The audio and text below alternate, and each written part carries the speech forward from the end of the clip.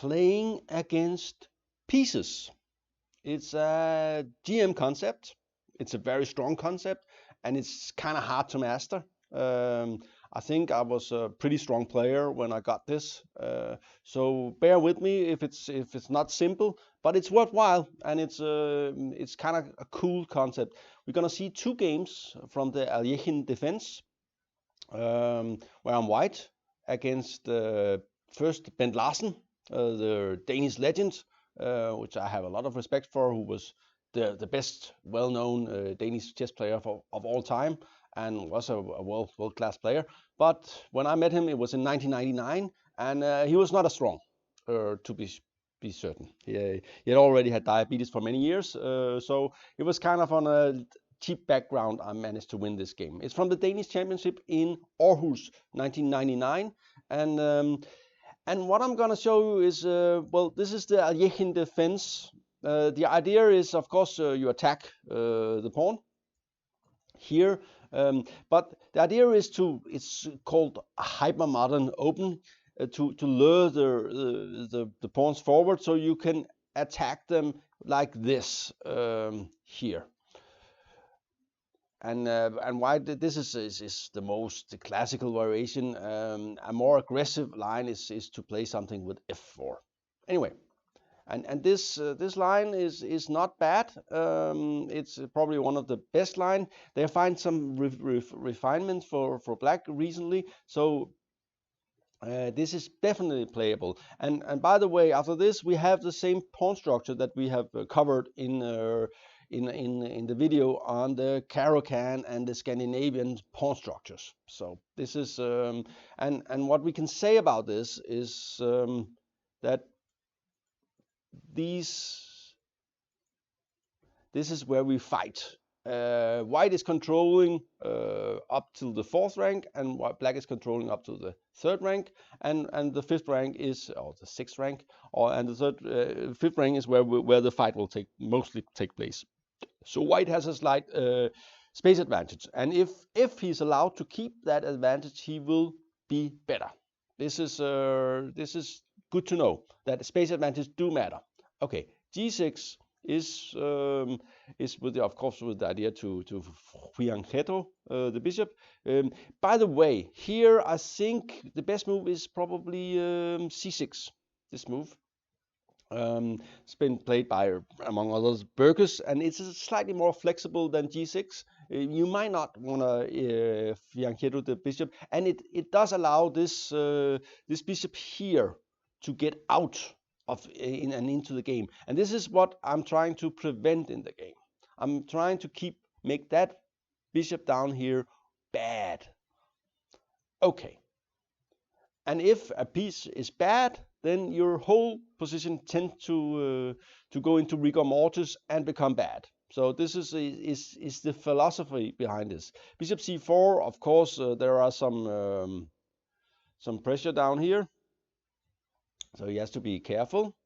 c6, all very, very normal, reinforcing the knight, castle. After something like queen f3, he just covers like this. This is known as fine usually for black. He will follow up with knight here and bishop d7 and stuff like that. Okay, rook e1, castle, bishop b3. Okay, that's a weird move. If you're not an experienced player, you say, why are you moving the same piece again? Well, it's not even attacked. The thing is that I know that it will be attacked in the future, probably by either this move here and something like this, or this move and attacking here. So I move it beforehand, and also I'm trying to prevent this bishop from being exchanged against this bishop. So I want to keep my bishop. And it's a general rule of thumb, if you have a space advantage, you want to keep pieces on. The more pieces you have on, the less, the bigger problems the one with lack space have in maneuvering the pieces. So that's also why exchanging tends to make the defense easier. Knight d7, attacking the knight, very normal move. And I removed the knight, and this is also normal, as I said before, following the rule that I want to keep pieces on the board. And he plays here. I'm not sure I like this move. It sort of gives up control over these two squares. And here is a very important move for white. And you should pay attention now that if black is allowed to play this move, he's more or less equalized. Then he will do the Capablanca thing, which is exchanging this bishop for the knight, and then put all his pawns on white squares.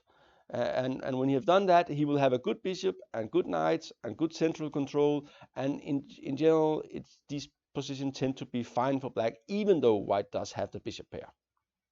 So here, this move is probably the best. Maybe you can play c4 first. This was played by Kasparov, but I play h3. And here he should definitely start fighting for control over things with b5. That would have been the best move. Making sure this knight stays here. This is his pride and joy. It does weaken the structure on the queen side, but it is more important to have control in the center. He played bishop e6, and the idea, of course, is to exchange the bishop, but this is not a good move. And after c4, he made another slight error.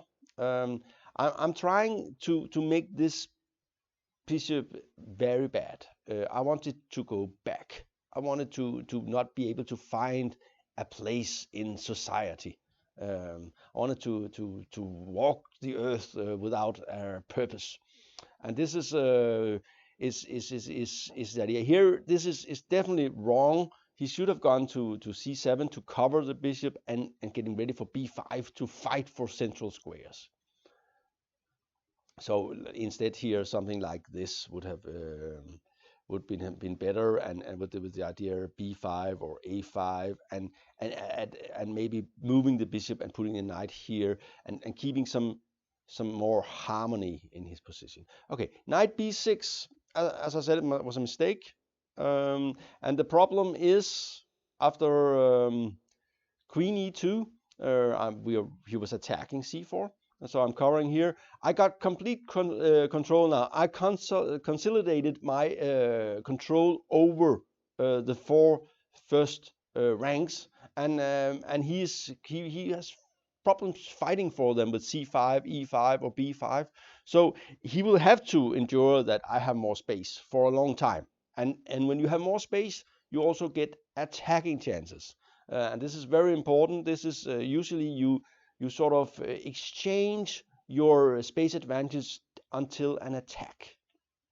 Okay, he's groveling for counterplay with a5. The idea is, of course, to play a4 and win this pawn. Oops, this was not the a5. So he's again attacking this pawn with this idea.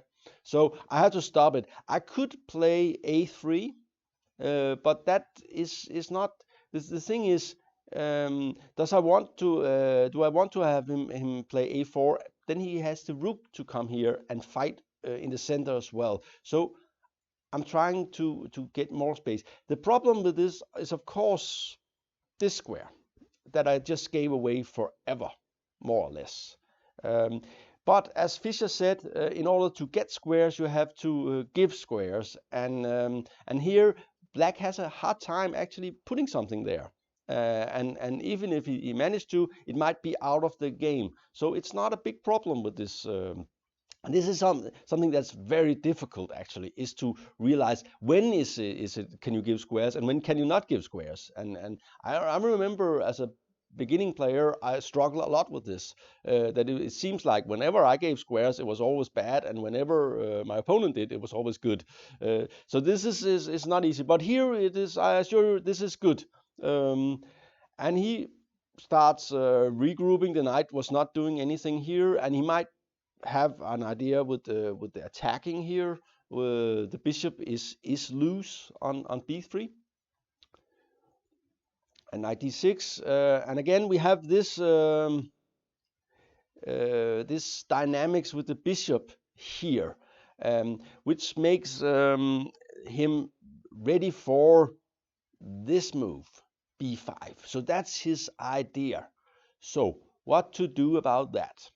And here is another thing that that's very important. It's a prophylactic thing, that when you have a space advantage like this, you have a very clear advantage. So your main aim is to keep that advantage, not give it away. Unless you can sort of exchange it for a violent attack. You cannot do that right now because black is quite solid, so you have to wait a little bit. And here white plays a very, very strong move, and I don't know if you found it. If you did, you're a very strong player, because it is not easy. He played bishop a2. Okay, what does that looks, moving the bishop again and saying, okay, what about tempo? Does that matter? Not really, not here, because keeping this counterplay under control is much more important. The thing is, now the bishop is out of any trouble. There's no more queen here hitting the bishop. There's no more b5. So it's just safe here, and it's covering this pawn, and white got all his space advantage still. And okay, black still keeps on trying to get counterplay. Attacking this pawn is the next thing. And here comes another move that looks kind of not so obvious. Rook d1. And again, you leaving the open file, which doesn't feel right somehow. But the most important thing is to keep the advantage. And black is, as you probably start to feel, he's suffocating. He's lacking air. There's starting to be some discomfort in the position. So here Larsen was out of ideas, and he played bishop d7, and we see that this bishop is now, as we started out with, it was the enemy, and it is a bad bishop. The thing is, he would like to place his queen on an active square like queen b6, but then it's hit by c5, and we have, oops, I should probably do like this, with this one attacking here. So he has some problems, so he has to get it out of the way. It was becoming a tactical weakness, and here we see that white has a very, very big advantage. The thing is, of course, black is still solid. He doesn't have any opening clear weaknesses, but white has complete control over the board at this point, and black is condemned to only playing on the last six, the 6th, the 7th, and the 8th rank. Okay, b6. Just moving, I guess. Rook d2. This pawn is getting overprotected, and if you look at the video about overprotecting, you understand why that is a smart concept. He played rook e1, and I keep on overprotecting. So I already got this concept in 1999. Okay. And now everything is really defended. All the pieces are good. So white is getting ready for action. Here I could play d4. This would probably be pretty good. Just pushing black back. But I never liked to make weaknesses like d4. It's not my kind of move. So I only play this kind of move when I'm sure it's almost winning. So I said, okay, let's get the knight into the game. This looks like a juicy square. There is some attacking potential here, and he cannot really get rid of it. And here, okay, I said, okay, I have to push this. This knight is the only good placed piece from black, so I have to push it back. g4. Attacking the knight. Of course, it cannot go anywhere. It will just get lost if it went over here. I'll just and this is lost. So So he had to go back. Also, this is not what you want with the bishop here. I would just probably just go queen f3, and I'll just go do like this. And there's also something here. Anyway, 97, queen f3. I'm getting ready for bishop g5. I'm also eyeing this one. I'm also eyeing this one. So, and this monster down here might come into play also down on f7. So it's starting to look pretty bad for black. And here I could actually take a pawn. I didn't see it, to be honest. It always looks like, oh, he chose not to, but this was not the case. I simply didn't see that I could just take here and here, because I thought, okay, he's threatening here, but here he's just lost a pawn, and he doesn't get compensation for it, because these two pieces are simply too uncoordinated to get anything. But I didn't want to change anything. That's just when you have such a nice position, you say, okay, I want to win very smoothly without giving up anything. I have good bishops, I have good knights, I have much more space, and I have great attacking chances. So why not wait for him to just collapse? And usually it works. Against very, very strong players, you probably have to do something. But and Ben Larsen was a very strong player. So it would have been better. And here I was not sure how to proceed, but I realized that, okay, he is probably pretty solid on this these two here. So, but there will be something in the other diagonal. So I moved the bishop, and also black is not really having much to do. I'm always looking for chances to play this, or even this, and it might go here or might go there. Anyway, okay, and he's just crawling around on the back foot here. Queen e3. And it's not really that I'm calculating a lot here. I'm just moving, keeping my advantage like I did the whole game. So I'm probably underplaying it a little bit, but I like this kind of dominating things here. This is probably very strong, just pushing through. But I decided, okay, my space advantage is so big, and why not create some more weaknesses? So I attacked the pawn, and he had to move forward, and here he decided to do this. And notice that this bishop, the enemy of the state, is back to square one. It's back to where it started, and it has no prospect except for covering this pawn, which will be weak anyway. Okay, he just made this pawn weaker, so this makes sense to just move around like this. And here he should probably go knight f6. Of course, white is much better. He can get rid of this bishop down here by pushing here, but that will open up for nasty things on the white squares. He's starting to cover the squares, this square and this square, but it's also running into a freeway on the e file. And I finally decided, okay, enough is enough. It looks like everything is falling apart for him here, and he, well, basically, I think he's lost. And also you can see that the coordination is a total disaster, which is this overprotecting thing is helping to do this. Attacking the queen here, I'm going this way and getting ready. This knight is sort of stuck here. So he left, moved it, but that just made my rook come into the game, and all my pieces are attacking now, and yeah, well, he's lost.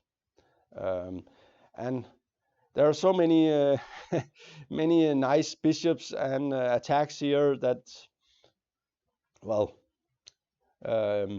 But it's fair enough. Larsen would fight on. He tries to get some counterplay. There is a check here,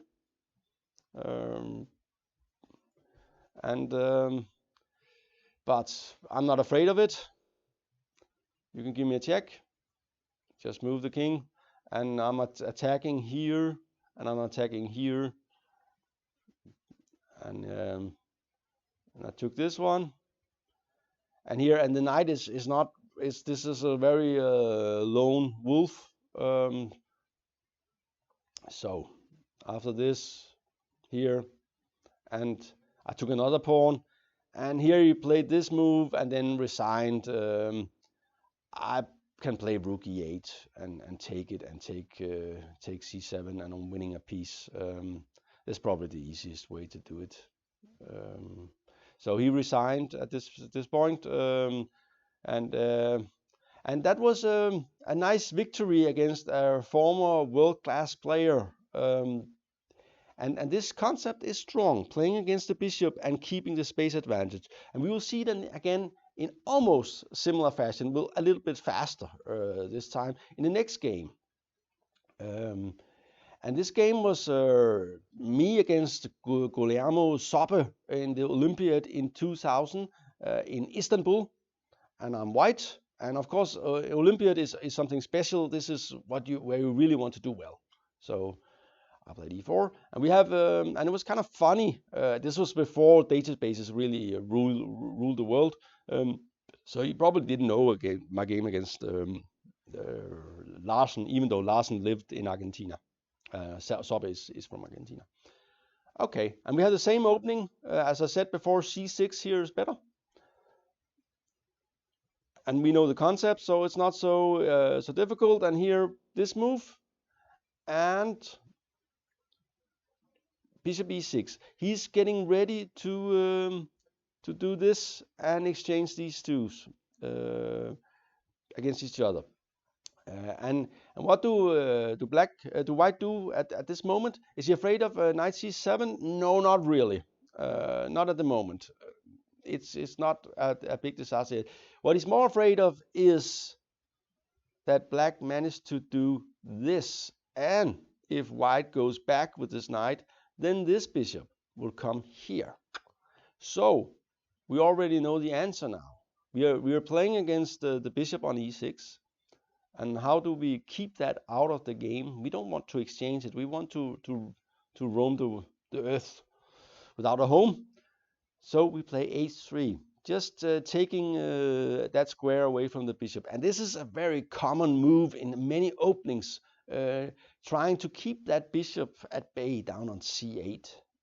It's also in the Spanish Ruy Lopez, where you just don't want it out fighting for the center, so you play h3 just to prevent that. Okay, and he continues, and knight c7, getting ready to exchange this one. And what do? We don't exchange it. And his problem here is that he really wanted to play b5, but that runs into d5, and white is winning, or very, very much better. So here comes another move, attacking with these two pieces here. What do white do here? And the thing is, you realize something. Is this really hanging, this pawn? If it's not hanging, then we just do as we did against Larsen, queen e2, because he cannot take it, because this is just a total disaster. I get his black squared bishop without losing a pawn, and getting the dark squares, a really crazy attack going on here. You might even win immediately with bishop h6 and queen e5 or something. But anyway, this is unplayable for black. So this, and so he continues, but it doesn't change anything. And we already know the answer here. What to do? Yeah, the same procedure as against Larsen. And here comes another move, knight e8. And rook d1. And the idea is, of course, he wants to attack this pawn. But if he goes there immediately, I'll go d5 and c5. And so we can see that. So here, then just this move, and voila, off goes a piece with the fork, hitting both knights. Oops, the knight. Anyway, so he went back. So both knights are back. And what is the idea now? We already know the answer because we played a game a year ago against Larsen. So his idea is, of course, to go b5. Attacking again this bishop. And what's the remedy against this attack on this bishop? Is the same as in the Larsen game. Yes, bishop a2. Just covering the bishop, getting out of the way, and now black is more or less strategically lost, like Larsen was. He will try and keep on the attack going here, attacking here, getting the knight out, and I'm finally developing. But I managed to keep my space advantage, and he's again attacking this pawn. Or is he? The thing is, the problem is that after this, he cannot take it, because something like this here and here and here, and he simply loses a piece, because this runs into this, and due to this pin on the queen, he's lost. So, b6. And I said, okay, it's time to get his pieces back. Hitting the bishop, it has to move. Hitting the knight, it also has to move. He doesn't want to go here, because after this, he's completely crushed. All the pieces are bad. and white has a great attacking position. You see the bishop here, knight can come here, and this dynamics with the queen in the d file is also bad. So he had to go here. Oh no!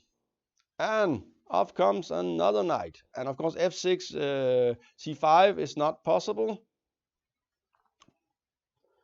So bishop e8 and bishop f4. And this position is of course what white was hoping for. Black is completely pushed back. The bishop down here is without any hope of really getting a good position. Well, he does manage to get some counterplay with it. And this knight is bad. This knight is bad. So he has one good piece here, and then he has a sort of weakened pawn structure. I did have to play this move, which I was a little sorry about to do this. It would have been nice to get this position without weakening the king side, but you can't have everything. So the thing is, white is also threatening something like this, and this battery will kick the knight that can't move. So he has to play this move in order to facilitate that the knight can come back to d8. So he will have all his pieces except the bishop on d7 on the last rank. Queen f3, hitting here and here. 97, and I decided that okay, he's so passive and uncoordinated that it's time to win something. So I'm getting into the attack. In the Larsen game, I chose to just get my rooks coordinated, but here this time I stroke first. And the idea is, of course, something like this, and everything will fall apart. Play this move here, threatening this pawn because of the knight, so he has to go back. And here we have this square. And here I decided to win something. And now it's a material advantage. White is winning an exchange. As you probably know, a rook is usually sort of described as 5 pawns, and a piece is a little more than 3 pawns. So it's a clear material advantage. But black does manage to get out, and it will take some time to convert this. We'll go over it a little faster because it's not really interesting for the theme of playing against pieces and prophylactic chess. So I want this, and the important thing in these kind of positions is to stay active, because the rooks needs to become active. Otherwise, the exchange is not worth much. and coordinating pieces. Well, and he should probably, yeah, I don't know. He took with the rook. It looks natural. There is some counterplay against the pawn here, but I do have a rook against a bishop, and it should win in the long run. I was of course afraid that I wouldn't win. I have to find a way to start an attack against something, and I found out that probably this is the target. And the good thing about being up an exchange is that I can give back the exchange for a pawn, and then I'll be a pawn up. And if it wins, it wins. Here comes the knight, and I win this. And we have this ending, and it's of course won, but it's not easily won. But and I was a bit nervous because it's Olympiad, and you really want to do well at Olympiad.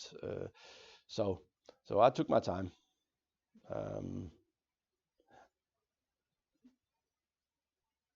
D5.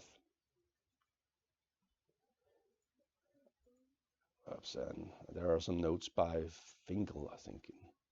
Yeah, it's always Finkel who's. And I'm getting ready to attack this pawn. The idea is simply and hitting. And now it's that it comes to f3,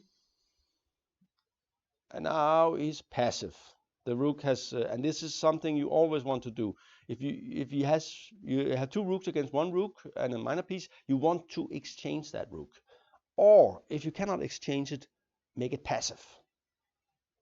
And here it's rather easy. The rest is not.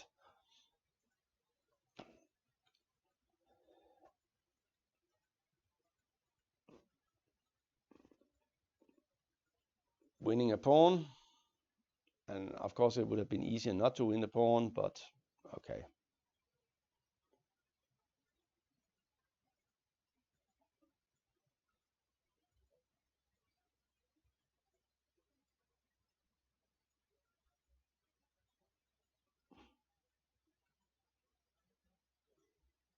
And here we gave up.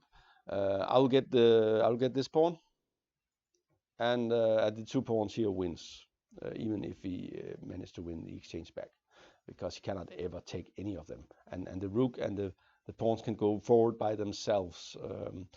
You just go 1 pawn and then 1 pawn, and then you cover it, and then and so on. So it's kind of easy. So this was Playing Against Pieces. I hope you enjoyed this rather long video of GM Talks. It was a pleasure, and hope to see you again soon. Thank you for watching.